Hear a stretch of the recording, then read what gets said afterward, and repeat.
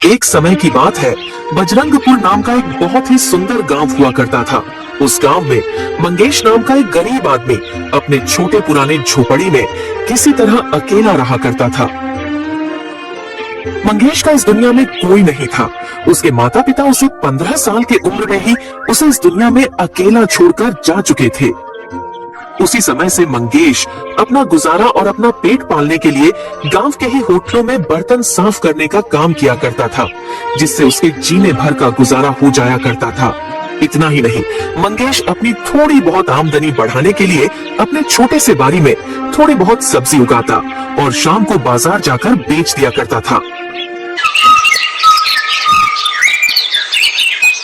एक दिन मंगेश होटल के मालिक रतन लाल से पगार बढ़ाने की बात करता है। मालिक, मैं अपनी पगार थोड़ी बढ़ाने को बोल रहा था। जो आप पगार देते हैं उसमें मेरा गुजारा नहीं हो पाता है। मालिक, कृपया मेरा तनख्वाह थोड़ा बढ़ा दीजिए। क्या रे, तेरी ज्यादा जबान चलने लगी है क्या? तुझे 250 रुपया ही मिलेंगे महीने के। तू क्या चाहता है? 2-4 बर्तन साफ करने के मैं तुझे 1000 रुपया दूंगा क्या? चुपचाप काम करना है तो कर, वरना काम छोड़ दे। मालिक, मैं 1000 नहीं मात्र 50 रुपये बढ़ाने को बोल रहा था। अरे मैं समझ गया हूँ, तुझे काम नहीं करना है। चल निकल यहाँ से गरीब, जाके भीख मांग रास्ते पर। मैं तुझे काम से निकाल रहा हूँ। और सुनो गाँव वालों, अगर इस भिखारी को किसी ने भी काम देने की जरूरत की तो मैं उसे नहीं छोड़ूंगा। मंगेश चुपचाप सारी बात सुनता है और किसी को कुछ नहीं बोलता है। उसकी नौकरी जा चुकी थी।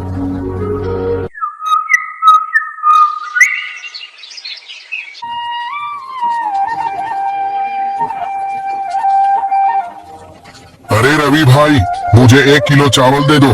देखो मंगेश भाई, मैं तुमको कल से कोई भी सामान नहीं दे पाऊंगा, क्योंकि मेरे दुकान पर तुम्हारा उधार अब मैं इससे ज्यादा और कर्ज नहीं चढ़ा सकता। मेरी भी तो मजबूरी है, मेरे भी बाल बच्चे हैं, मेरा परिवार है। तो तुम बताओ, मैं और उधार कैसे चढ़ा सकता हूँ? ठीक है रवि भाई, आज मुझे उधार दे दो। कल से मैं उधार लेने नहीं आऊंगा। रवि मंगेश को 1 किलो चावल दे देता है। मंगेश चावल लेकर अपने घर चला जाता है।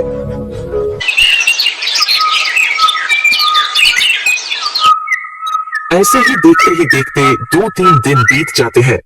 आज तो खाने के लिए भी कुछ नहीं है। क्या करूं? रवि भाई की दुकान में भी कितना कर्जा हो गया है। वह तो अब मुझे एक दाना भी उधार नहीं देगा। क्या करूं? आज जंगल जाता हूं, वहाँ कुछ खाने को मिल जाएगा तो वही खाकर आज का दिन गुजारा कर लूंगा। इतना कहकर मंगेश जंगल की तरफ निकल पड़ता है।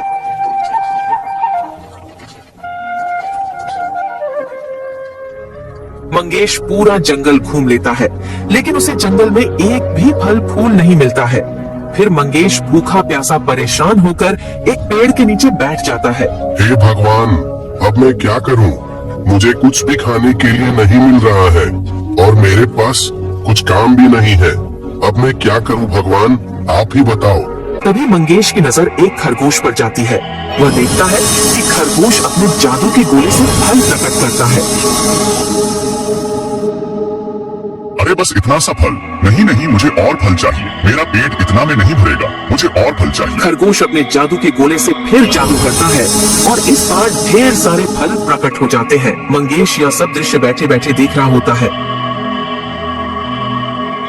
अरे, यह मैं क्या देख रहा हूँ? खरगोश जादू कर सकता है? अरे नहीं भाई, मैंने तो कभी ऐसा नहीं देखा। यह खरगोश तो जादू से फल प्रकट कर रहा है। इतना ही नहीं, यह खरगोश तो बोलता भी है। ये कैसा खरगोश है भाई? मंगेश बेटा, भाग ले यहाँ से। अगर यह खरगोश कोई शैतानी खरगोश हुआ तो तुझ पर भी अपना जादू कर देगा। अभी उसका ध्यान फल पर है। भाग ले बेटा, भाग ले, यही समय है तेरे पास। ये सोचकर मंगेश वहाँ से जैसे ही भागने के लिए खड़ा होता है, वैसे ही खरगोश उसे बोलता है। रुको, हिलना मत अपनी जगह से। मैंने कुछ नहीं देखा, मैंने कुछ नहीं देखा। मैं जा रहा हूँ यहाँ से, मुझे कुछ मत करना। मैं किसी को कुछ नहीं बोलूंगा। अरे नहीं नहीं, डरो मत, मैं तुम्हारे साथ कुछ नहीं करूंगा। मैं जादुई खरगोश हूँ। लेकिन तुम इस वीरान घने जंगल में अकेले क्या कर रहे हो? मेरे पास घर में खाने के लिए कुछ भी नहीं बचा है, ना ही मेरे पास पैसे हैं और गांव में भी मुझे कुछ काम नहीं मिल रहा था।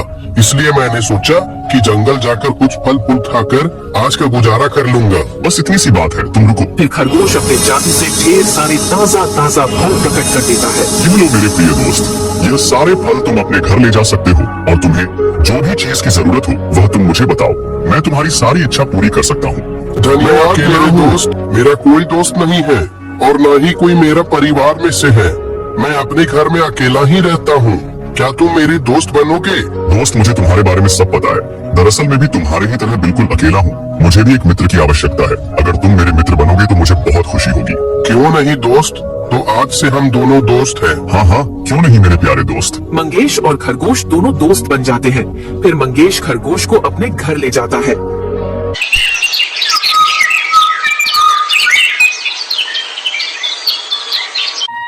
मेरे नन्हे मित्र, मुझे माफ करना। मेरे पास तुम्हें खिलाने के लिए कुछ भी नहीं बचा है, क्योंकि मेरे पास एक भी पैसे नहीं बचे हैं, ना ही मेरे पास कुछ खाने को बचा है। अरे तुम चिंता क्यों करते हो मित्र, मेरे पास खाने की कोई कमी नहीं है, बस तुम देखते जाओ। तभी वह खरगोश अपने गोले से जादू करता है और ढेर सारे स्वादिष्ट भोजन प्रकट हो जाते हैं। वाह मित्र, तुमने तो कमाल ही कर दिया। बहुत दिनों के बाद मैं तुम्हारे वजह से अच्छा खाना खा पाऊंगा। ये तो मेरा दोस्त होने का कर्ज है। तुम बस मुझे जो चाहिए वो बता देना। तुम्हें खाने में क्या क्या पसंद है, मैं तुम्हारे लिए वही ला दूंगा। फिर मंगेश भरपेट खाना खा लेता है। खाना कैसा लगा मेरे दोस्त? खाना तो बहुत ही अच्छा था मित्र, लेकिन तुमने इतना सारा खाना ला दिया है कि मैं इसे 3 दिन तक भी खाऊं तो ये खत्म नहीं होगा। क्या ये खाना खराब नहीं होगा क्या? तुम उसकी चिंता मत करो मित्र, मेरे जादू से लाए हुए कोई भी चीज खराब नहीं होती है। जादुई खरगोश के मंगेश की जिंदगी में आने पर मंगेश की जिंदगी पूरी तरह बदल गई थी।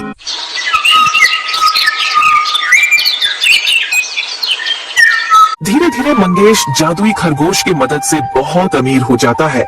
मंगेश एक नया बंगला खरीद लेता है। अब उसके पास पहनने के लिए अच्छे कपड़े से लेकर अच्छा खाना, यहाँ तक कि बड़ी बड़ी गाड़ियाँ भी मंगेश के घर के आंगन में खड़ी रहने लगी थी। इसी बीच मंगेश अपना एक व्यापार भी शुरू कर लेता है और दुकान में जब भी कोई भी चीज की कमी होती तो खरगोश अपने जादू से उसे पूरा कर देता।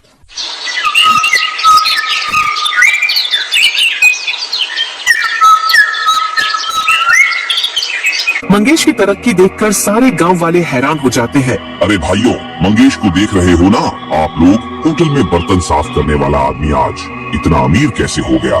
कुछ दिनों पहले ही तो उसने मेरे दुकान से 1 किलो चावल उधार लिया था। अरे हाँ भाई, मंगेश ने तो कुछ ही दिनों में बहुत तरक्की कर लिया। कुछ दिन पहले ही तो वो मेरे पास 50 रुपए उधार मांगने आया था। जो भी बातें गांव वाले के बीच हो रही थी वो सारी बातें रतनलाल चुपचाप सुनता है और मन ही मन सोचता है, इस मंगेश के बच्चे के पास इतना पैसा कहाँ से आया? कुछ दिनों पहले ही तो मैंने उसे काम से निकाला था। मंगेश के तो कुछ दिनों पहले ही खाने के लाले पड़े हुए थे। पूरा गांव तो उसे कर्जा वापस मांगता था। आज वह इतना बड़ा सेठ कैसे बन गया? जरूर दाल में कुछ काला है। पता करना पड़ेगा रतनलाल, पता करना पड़ेगा। इस मंगेश के बच्चे को तो मैं छोड़ूंगा नहीं। दरअसल रतनलाल मंगेश की तरक्की से बहुत जल रहा था। अगले दिन रतनलाल चुपचाप मंगेश के बंगले की खिड़की से झांककर सारी बातें सुनने लगता है। मेरे मित्र, ये लो तुम्हारा पसंदीदा खाना। अरे मेरे मित्र, ये तो मेरा पसंदीदा लड्डू है। हाँ मित्र, तुमने मेरी सारी इच्छा पूरी की है और वक्त आ गया है कि मैं भी तुम्हारी इच्छा पूरी करूं। मैं तुम्हारी तरह जादू तो नहीं कर सकता, लेकिन ऐसे तो जरूर तुम्हारी इच्छा पूरी कर सकता हूँ। तुमने मेरे लिए जितना किया है उतना ही काफी है मेरे दोस्त। खरगोश को बोलता देख रतनलाल हैरान हो जाता है और साथ ही साथ दोनों की पूरी बात साफ साफ सुन लेता है। अच्छा, तो ये बात है। ये सब करामत इस बोलने वाले जादुई खरगोश का देन है। इसी चिरकुट की वजह से आज मंगेश माला माल होता जा रहा है। तुझे मैं बताता हूँ। रतनलाल रात होने तक का इंतजार करता है। रात को खरगोश और मंगेश अपने बिस्तर पर सो रहे होते हैं। तभी रतनलाल चुपके से उसके घर में घुस जाता है और खरगोश को अपने साथ अपने घर ले जाता है। अरे चिरकुट, चुपचाप जादू कर और मेरे लिए सोने और पैसों का ढेर लगा दे। मुझे छोड़ दो, मैंने तुम्हारा क्या बिगाड़ा है? ना ही मैं तुम्हारे लिए कोई मैं जादू करूंगा। अरे क्या देख रहा है? तुझे अपनी जान प्यारी नहीं है क्या? चुपचाप जादू कर, वरना तुझे नहीं छोड़ूंगा। नहीं नहीं, मैं जादू नहीं करूंगा। मेरा जादू सिर्फ अच्छे लोगों के लिए है। तुम बुरे हो और बहुत ही ज्यादा लालची हो और साथ ही साथ बुरे इंसान हो। तुम किसी प्राणी की जान लेने के बारे में कैसे सोच सकते हो? तू अपना बकवास बंद कर चिरकुट और चुपचाप जादू कर। रतन लाल के कई बार बोलने पर भी खरगोश नहीं मानता है, इसलिए रतन लाल खरगोश को मार देता है। तू मेरे लिए जादू नहीं कर रहा था ना? मैं देखता हूँ तू मंगेश के लिए कैसे जादू करता है। उधर जब सुबह हुई तो मंगेश खरगोश को अपने पास ना देखकर बहुत ही ज्यादा परेशान हो जाता है और खरगोश को पूरे घर में ढूंढने लगता है। अरे मित्र, कहाँ हो तुम? कहाँ हो तुम? किधर हो? मेरे पास आ जाओ। कहाँ हो तुम? तुम मेरे साथ मजाक कर रहे हो तो आ जाओ मेरे पास। मैं हार गया हूँ तुमसे। कहाँ हो? कहाँ हो मेरे मित्र? जल्दी आ जाओ मेरे पास। कहाँ हो? कहाँ हो मेरे मित्र? लेकिन उसे कहीं से भी कोई उत्तर नहीं मिलता है। यहाँ तक कि मंगेश उसे पूरे बंगले में ढूंढता है, लेकिन उसे खरगोश का कहीं से भी कुछ पता नहीं चलता है। मंगेश बहुत ही ज्यादा परेशान और दुखी हो जाता है और वह निर्णय करता है कि खरगोश को ढूंढने वह उसी घने जंगल में जाएगा जहाँ से वह उसे लाया था। यह सोचकर वह उसी रास्ते से घने जंगल की ओर जंगल जाने लगता है और कुछ समय बाद उसी जगह पहुँच जाता है। अरे मेरे मित्र, कहाँ हो? मेरे पास आ जाओ। कहाँ हो मेरे मित्र? सारी की सारी मेरी ही गलती है। मैंने तुम्हारा ध्यान नहीं रखा। तुम मुझे कहाँ छोड़कर चले गए? आ जाओ मेरे मित्र, मेरे पास आ जाओ। मंगेश खुद से बातें कर ही रहा होता है कि तभी वहाँ पर एक बाबा जादू से प्रकट होते हैं और मंगेश से कहते हैं, तुम कौन हो वत्स? और इस घने वीरान जंगल के बीच में किसे ढूंढ रहे हो? आप कौन हो? मैं तो अपने मित्र को ढूंढ रहा हूँ। बेटा, मैं तुम्हारी परीक्षा ले रहा था। मैं जानता हूँ तुम इस जंगल में क्या करने आए हो। तुम अपने दोस्त खरगोश को खोज रहे हो ना? हाँ बाबा, हाँ, आप सही बोल रहे हो। मैं तो अपने दोस्त खरगोश को ही ढूंढ रहा हूँ। बेटा, उस खरगोश को मैंने ही तुम्हारे लिए भेजा था, तुम्हारी मदद करने के लिए। लेकिन उस दुष्ट रतन लाल ने चुपचाप रात को तुम्हारे घर से चुराकर अपने घर में लेकर उसे डरा धमकाकर उसे जान से मार दिया। मेरे दूध को मारने का बदला मैं उससे अवश्य लूंगा। यह सुनकर मंगेश बहुत दुखी हो जाता है और बोलता है, बाबा जी, क्या आप मेरे मित्र को वापस नहीं ला सकते हो क्या? कृपया आप मुझे मेरा मित्र लौटा दें। मैं आपका जीवन भर आभारी रहूंगा। अच्छा ठीक है बेटा, तुम इतना बोल रहे हो तो ये लो तुम्हारा मित्र। फिर बाबा जी अपना जादू करते हैं और खरगोश प्रकट हो जाता है। मंगेश अपने मित्र को वापस जिंदा देखकर बहुत ही ज्यादा खुश हो जाता है और कहता है, अरे मेरे मित्र, कैसे हो तुम? दोनों के बीच बातचीत होने लगती है। तभी बाबा जी गायब हो जाते हैं और मंगेश और खरगोश खुशी खुशी अपने घर चले जाते हैं। ऐसे ही महीनों गुजर जाते हैं और बारिश का मौसम आ जाता है। एक दिन रतन लाल भारी वर्षा में कुछ काम से बाजार की ओर छाता लेकर जा रहा होता है। तभी एक जोरों की गर्जन के साथ और